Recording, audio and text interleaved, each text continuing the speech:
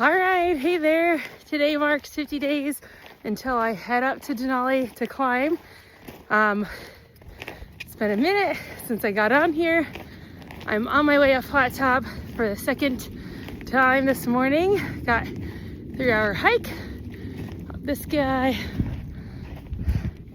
Where is that? There. Making my way up. Working with let's see, where is it? My ice axe. Got my micro spikes on my feet, my boots, and yeah, did a hike up with my buddy Jason. Glissade down was fun. Gonna do it once more to get in 3 hours for today. But I wanted to get on here to talk specifically about winter camping. So this past weekend, I went out winter camping with my teammate Jenny. It was great. We got a lot of time setting up, going over the systems, and figuring things out. My husband was a huge asset, helping me set up beforehand in the yard, kind of go over the systems, so that was great. Okay, so I came up with the 5 main takeaways from this past weekend that I wanted to share with you. So tip number 1 is about setting up the tent and kind of getting prepared. Okay, so it was helpful to put the pickets down first, and then second to anchor all of the tent stakes, and then to put those in second, and then third and lastly to put all of the tent poles in. The middle tent pole on our tent is longer than the 2 ends, so knowing which one went in first was also super helpful. All right, step number 2 was working on a system in camp. So making sure that you're communicating with your tent mate. I was in charge of making all the water, getting it prepped. I brought the winter stove, and then she was in charge of shoveling out around the tent, and shoveling the area where we were going to go to the bathroom. So making sure that you have a communicated system in place was super helpful. All right, and lesson 5, this is a gross TMI one, here we go. I learned this weekend that when I'm on Denali, I need to pee elsewhere and poop in the wag bag, which means while you're going poop, you need to pinch off your urethra and not get pee in your wag bag. So this is something I'm going to have to continue to practice, because that does not come natural at all. I sit on the toilet, do both things at once. Yeah, so that's going to be interesting. I'm not quite sure yet how I'm going to practice the skill of peeing without pooping. But yeah, we're going to do it in the confinements of my home, practice it. My understanding is that you do not want to carry all that moisture in the wag bag and in your bucket. It'll fill it up, and the moisture expands your poop, so that's not good. So keeping as much moisture out of your wag bag is important. Makes sense, things you don't think about. I'm so glad that I'm learning it now with 50 days left so that I can practice it. All right, I hope these 5 tips while I've been out hiking helped you kind of learn from my experiences. Yeah, I will try my very best to keep bringing them as I get ready for Denali. As you can imagine, it has been hard to make videos. They take a lot of time, and I am out in the mountains and I'm often with a friend. And so I just happened to be by myself, so I was able to make these videos.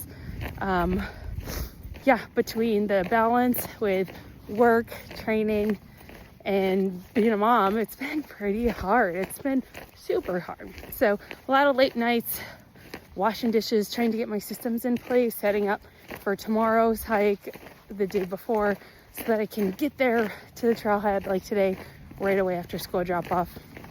It's been a lot, and now it's like 1 o'clock and I gotta pick up my kids at 2:50. So little work. I'm gonna have to eat and go. Yep. All right, tip number 4 has to do with the style of how you set up your tent. This was huge and important. My husband explained it to me beforehand, didn't quite understand it, and then I learned. So when you are putting in your pickets and you're putting in your tent stakes, you need to cover them all the way. Our snow was like sugar snow. It was not holding at all, but he very clearly said that the snow will firm up overnight. That if it isn't firm and it isn't holding in, to cover the stake, and that the stake will be firm at nighttime. Well, when we set up our tent at 9 o'clock, sugar snow wasn't holding anything.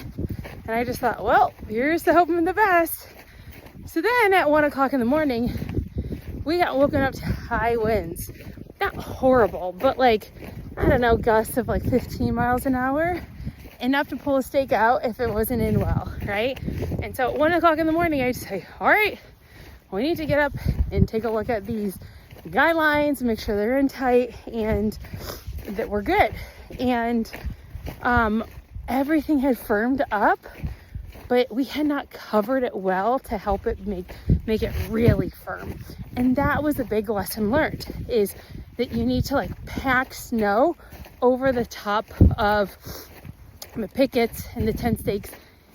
He had specifically talked about on Denali, when it's sunny out, it's gonna cause reflection and heat, and then it's gonna melt away the snow. But also it really helps at nighttime, if you have sugar snow, to make your stakes be hardened into the ground. Lesson learned. All right, now that I'm hiking back down and I can get some air, I can go over the next one. Tip number 3. I highly recommend figuring out your systems in your tent. It was wild to me how hard it was to find everything with big puffy everything. Big puffy sleeping bag, big puffy coat you can't see over very well, big puffy pants. It was really hard. And our tent, our Hillenberg tent, just has one side pocket for each person. This small, you know, for like your phone, your contacts, a book. That's basically it. And so figuring out a system is going to be key with bags. You know, some of our nice hyperlight white bags that are easy to find, I think will be key. A friend also recommended not having all your gloves black is super key, and that's a good point. I was gonna go with black gloves to match, but I'm gonna go ahead and return those and get the orange ones tomorrow, so that I can easily find those middleweight gloves once I get back to the tent and I don't need you know, the heavyweight glove. So figuring out a system with all your stuff, it sounds pretty basic, but when you're in a tent and there's all the high loft, it's really hard to find everything. So yeah, so something I'm gonna do is I'm gonna be using those silk lightweight packing cubes, the smallest ones, and the hyperlight bags to kind of organize my things in the tent with, you know, my extra clothes, my extra gloves, my book, my retainer, and my phone. So yeah, figuring out a system, key.